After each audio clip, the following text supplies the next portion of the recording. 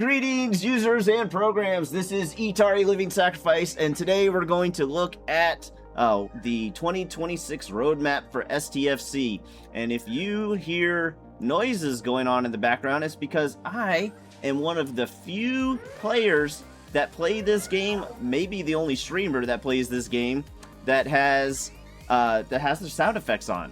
But we're trying to get this SMS done, so we're gonna have a couple things queued up in the background, and we are going to cover the roadmap together. What's next in 2026 for Star Trek Fleet Command? STFC in 2026. As we head into 2026, the team behind Star Trek Fleet Command is so excited to share where we're taking the game next. This is our 2026 roadmap preview. Look at the themes guiding our plans for the year ahead. Do we want to watch this? Sure. How long is it? 8 minutes. We will watch it together on 1.5 speed. You can do that. You can handle that, right? Welcome. As we head into 2026, the team behind Star Trek Fleet Command is excited to share where we're taking the game next. This is our 2026 roadmap preview. A look at the themes guiding our plans for the year ahead, the major initiatives we're building toward, and a few follow-up things that we've previously talked about. Before we look forward, though, we want to take a moment to look back. 2025 was a year of momentum, iteration, and expansion. We delivered updates across progression, events, and the overall day-to-day experience of playing Star Trek Fleet Command, including Away Things Refresh, fleet presets, and more bulk actions and sliders to reduce friction. We also had to adapt along the way. Some changes happened too quickly and didn't fully land the way we wanted. At the same time, updates like the mid-ops editions are starting to move us in the right direction. We'll share a fuller recap in a blog. Oh, the mid-ops has been great. I will say, the mid-ops, I have been extremely pleased. Extremely pleased with what they've done for us in what I would consider mid-ops. Ops 30, Ops 40. I don't know about Ops 50 yet, but I've been very pleased with all the events and how they've been. Like, they gave us so much to do that it was almost to the point where I was like a little overwhelming. But I was very pleased. Lots of stuff to do. There was always something to do. Always a grind to have. There was just always something to do, and the rewards were pretty substantial. Like right now, in the game, they're doing an event for where we get in for the event store. I mean, look at all these Reliant schematics I've been getting. That's just, it's great. That's great. I like, that's just an example of what they've been doing for us at this ops level. But I've been very pleased. I've been having fun. I've been having a lot of fun. The people, the higher ops people, they tend to almost make me not want to ops up faster, because they're like, oh, this is the new stuff is broken, the new grind, all that kind of stuff. But I've been pleased. Sets the stage for 2026, and your feedback continues to shape both our priorities and how we build them. There are a few things we previously mentioned that we want to follow up on. G5 scrapping. We talked about this as an important part of the long-term progression, but also acknowledged it needed more time to be done right. G5 scrapping is about helping you recover value from ships you've invested in, while recognizing that ships' costs change depending on how far you are in the game. We took the time to make sure the system supports the long-term health of the game. As always, plans can change, we'll keep you updated. Next, the independent archives. They serve two purposes: setting a clear goal to complete a ship, and removing extra steps once that progression is finished. We know you want clarity, consistency, and ongoing value here. In 2026, we'll continue evolving archives with stronger focus on long-term impact and a clearer connection to progression. So what's our theme for 2026? Stronger alliances, clearer progression, and bolder new frontiers. That breaks down into three core pillars. First, building new content with lasting value, experiences that stay meaningful over time and connect to existing systems rather than feeling isolated or disposable. Second, continuing the evolution of the mid-ops experience, making the journey between early progression and late game clearer, more rewarding, and less confusing. And third, expanding alliance-focused gameplay, giving you... I want this game. When do we get to play this game? Did anybody know when we get to play this game? That would be cool to play that game. What game is that? What game is that? I want to play that game. you more reasons to coordinate, strategize, and compete together across the year, including refreshes to features like Alliance tournaments. All of this happens against the backdrop of Star Trek's 60th anniversary, which we'll be celebrating throughout 2026 with special moments both in and out of the game. Let's talk about one of my personal favorite topics, mid-ops. I'm Ops 48 right now, about to hit Ops 49, and this part of the game really feels like home. When I joined the STFC team as a community manager, I was only Ops 26, and I can remember ARC launches where other players... So you started the game at Ops 26. You just skipped Ops 1 through 25. They just gave you an account at Ops 26, huh? Interesting. Interesting. So you missed the entire tutorial. You didn't have to go through all the stuff we had to do with the... where we had to, like, pretend to shoot things and all that kind of stuff. Players could jump in on day Even that girl ops ups faster than Etari. Yes, you are correct, Red Card. one, and mid-ops players often felt like they were watching from the sidelines. That gap is exactly what mid-ops is designed to solve. By breaking progression into level bands, we can focus on ships, rewards, and goals that actually make sense for where you are. It also keeps the experience from becoming overwhelming once the game starts to open up in the 30s and the 40s. The biggest game changer for me has been the schematics. If you missed ships earlier because of your level, you now have a clear path to earn them, alongside Battle Pass rewards, not instead of them. We know there's still room to improve, and in 2026, we'll keep building on what's working to make mid-ops even better. Oh, we're being paled? On screen. Paled? Oh, it's Paul. Oh. Hey, Paul. Hey, how's it going? What the heck is pale? Oh, it's pale? great. Where are you at? Unfortunately couldn't be there with you. I'm on a secret away mission. Well, we're actually here filming the 2026 roadmap. We were getting ready to chat about galactic anomalies, so care to actually take this one? Yeah, absolutely. One of the most compelling parts of Star Trek Fleet Command is figuring out how to overcome challenges with what you have. But once a problem's solved, it can often become static. In 2026, we're going to spice that up a little bit. During certain events, select systems are going to have what we like to call galactic anomalies. These anomalies are going to change the way that you play in events by adding buffs or debuffs to your ships or to the hostiles in that system. These anomalies are going to create new PvE and PvP challenges that encourage experimentation, adaptation, and brand new strategies to how you crew.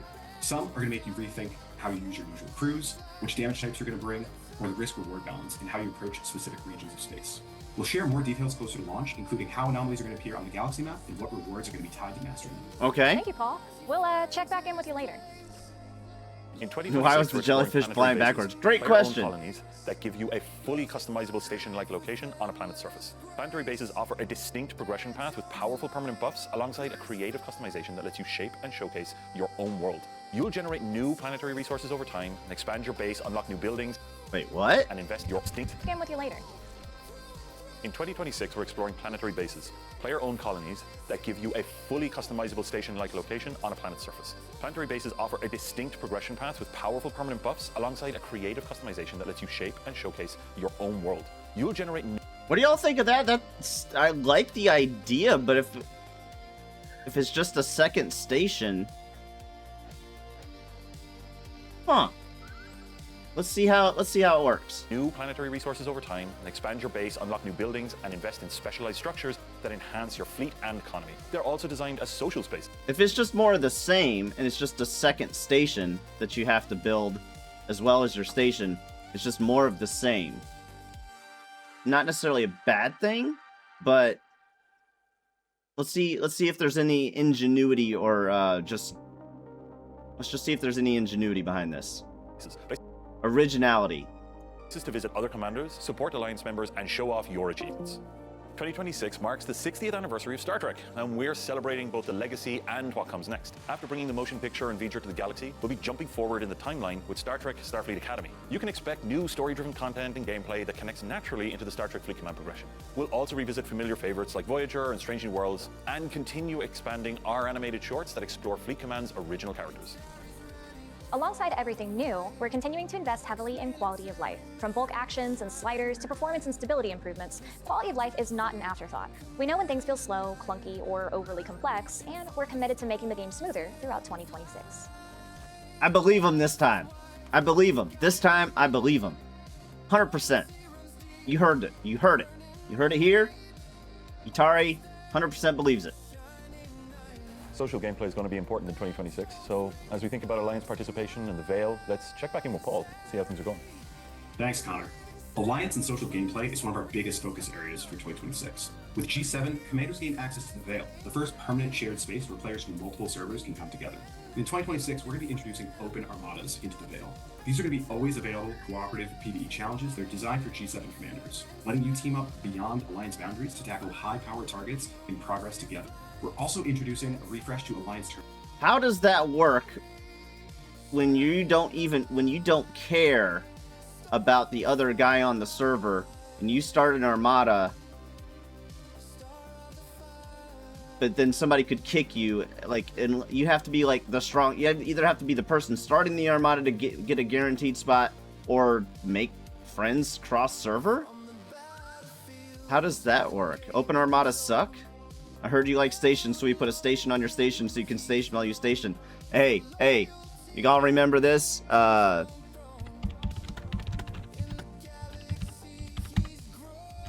Y'all remember this?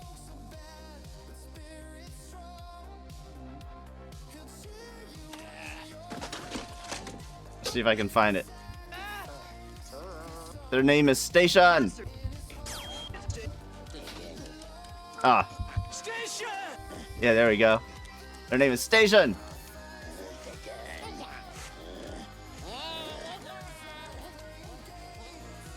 Station!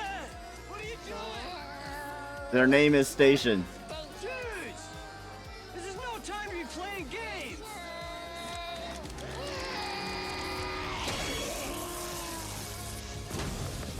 Oh, what a great movie. What a great movie. What was I? Anywho. Keeping what makes them great while bringing new energy to tasks, rewards, and competition. That's it for me. Back over to you guys. I'm going to get... I will say, I've really enjoyed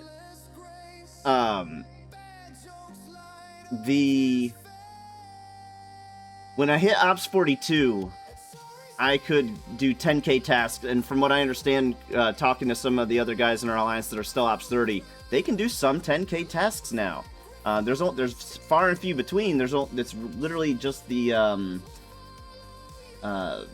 resources one, the get G3 mats, I assume. I get the G4 mats one, and then G5 gets G5 mats and stuff like that. So I do enjoy that. That's pretty cool. And they've been rotating some of the Alliance tournament stuff a little bit. So I have enjoyed that. How it was getting, I felt like it was kind of getting a little stale, just the same things every month. So that is cool. I hope they bring more different paid and free-to-play events to fill out the roster, as opposed to always trying to go for, Epic Borg and Epic Dominion.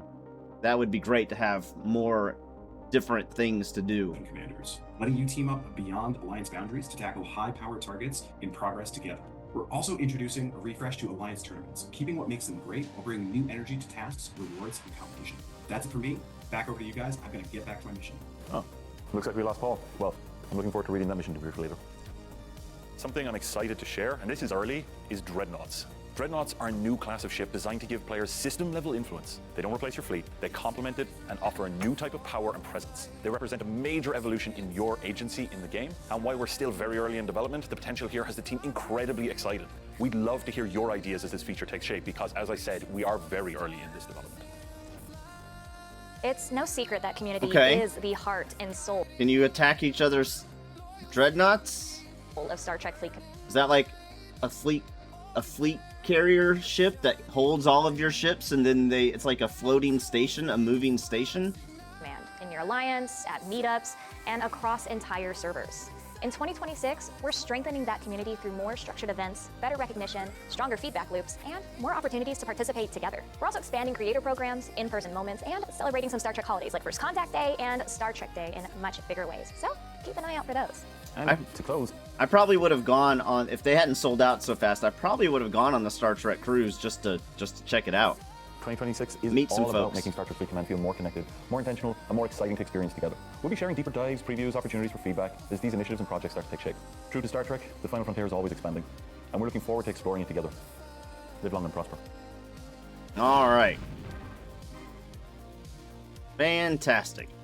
All right, looking back at 2025, was a year of momentum, iteration, expansion across progression, events, and day-to-day play. We introduced improvements such as away teams, updates, fleet presets, and more bulk actions and sliders to reduce friction and streamline common tasks. I have not used the fleet preset stuff yet. It does not seem super... let's see, how do I get to it? I'd have to have a ship home. Let's speed this up real quick.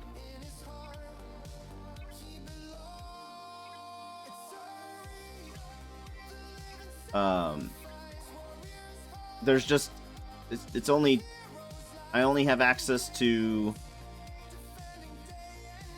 why I don't understand how they work, and it looks like I can't save anything.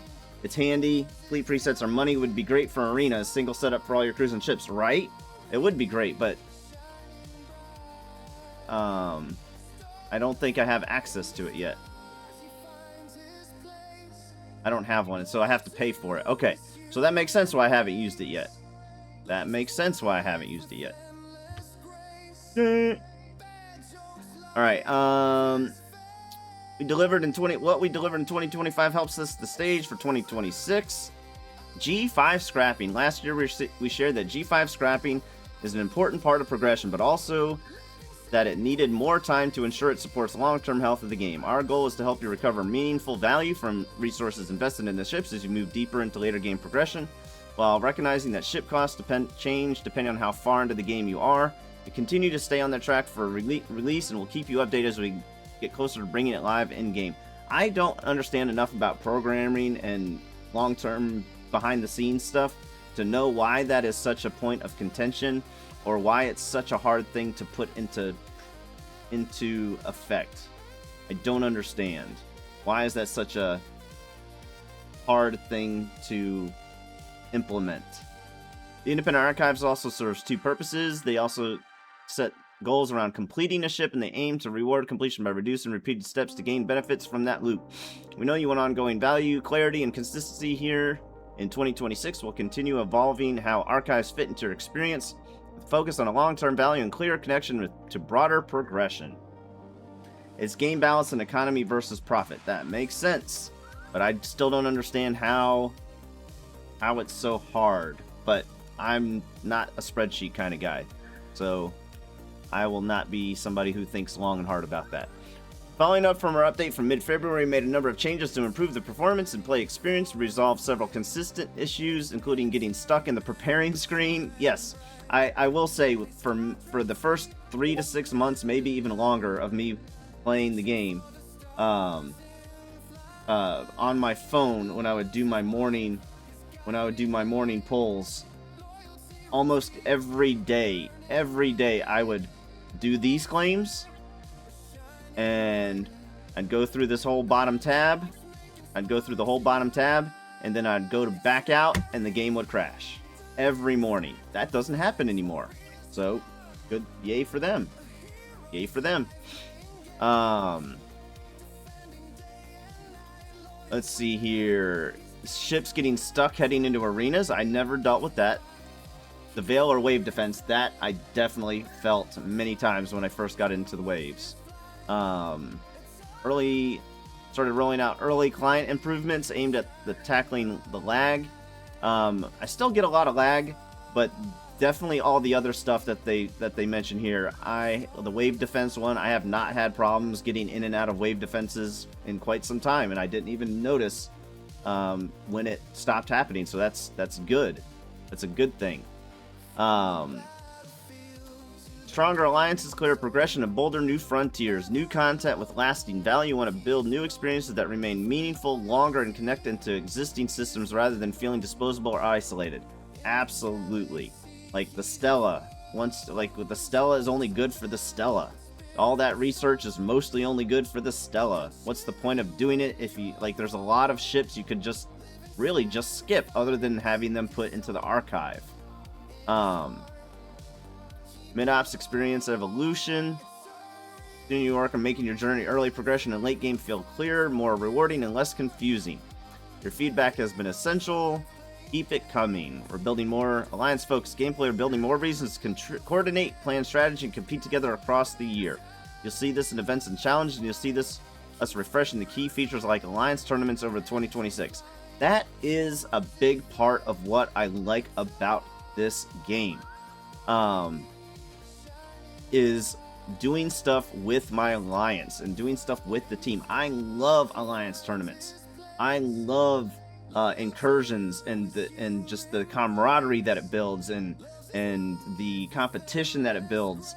On our server, Excelsior is our biggest competition, and I love kicking their butt and them making us work hard to win. Different SLBs and RLBs and stuff like that. I love it when Etari does my alliance tournament task rerolls. Exactly. Ant says, I got kicked from solo waves all the time and lose the directives, which are limited. Ooh. I believe it if I see it. I've been playing since second or third week of the game. It's all about Benjamins and Jacksons. So I'm excited for more of that. Like, I like armadas. Armadas are cool, but you just put your ship in there and wait, so it's really not super interactive. I do wish they would kind of rework how armadas work. They just you just sit there for 10 minutes. It's not like formation you can speed up the regular armadas, but we can't speed up formation armadas yet, or at least do something different. I do wish they would kind of rework that a little bit. Mid-ops exists to ensure there's always something that feels like it's right for you right now, so you're not on the sidelines watching content you'll get to later. By breaking progression into level bands, we can focus ships, rewards, and goals around where you are in the journey, while keeping the experience from becoming overwhelming as the game expands through 30s and 40s.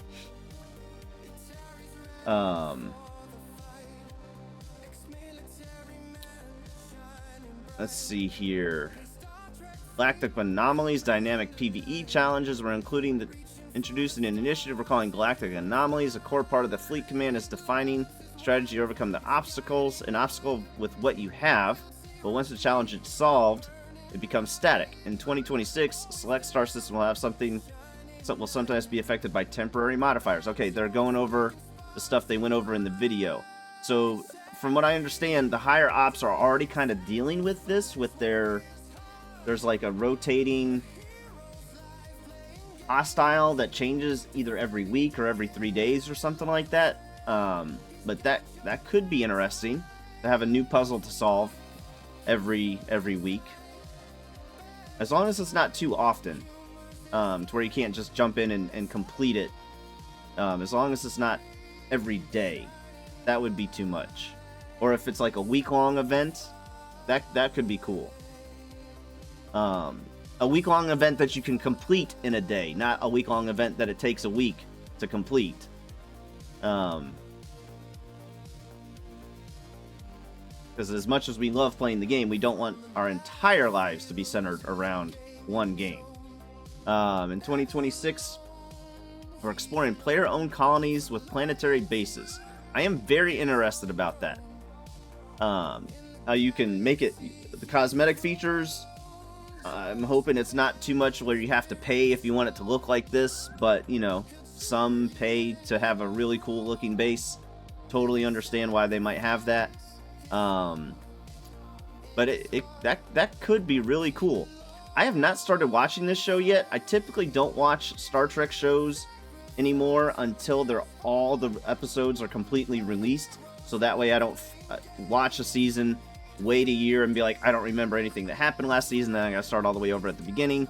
But that's just me. So I am very... I've heard good things about this show. I've heard good things. And they're kind of just reading... They're kind of just typing out what they said in the video here. Alliance participation, open armadas in the Veil. This is all stuff they went over in the video. With the G7 expansion, commanders gained access to the Veil, a G7 only space built for the next stage of progression, and the first shared location where commanders from many servers can come together regardless of a specific event or feature. So, can you attack each other in the Veil? Is that, or is it kind of frowned upon to attack each other in the Veil?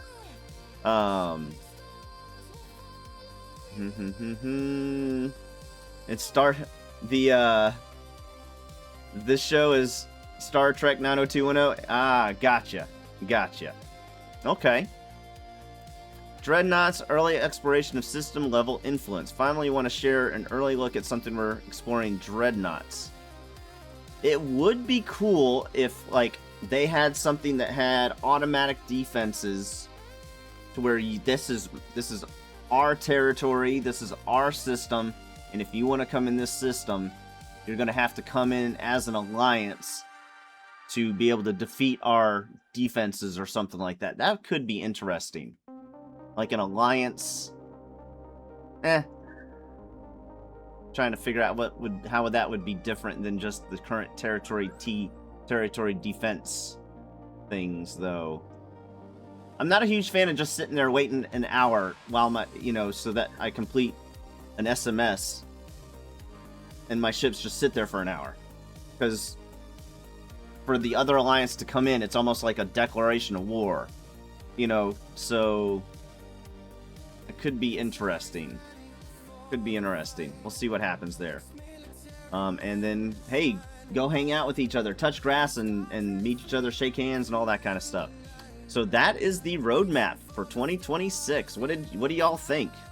Thoughts? Opinions?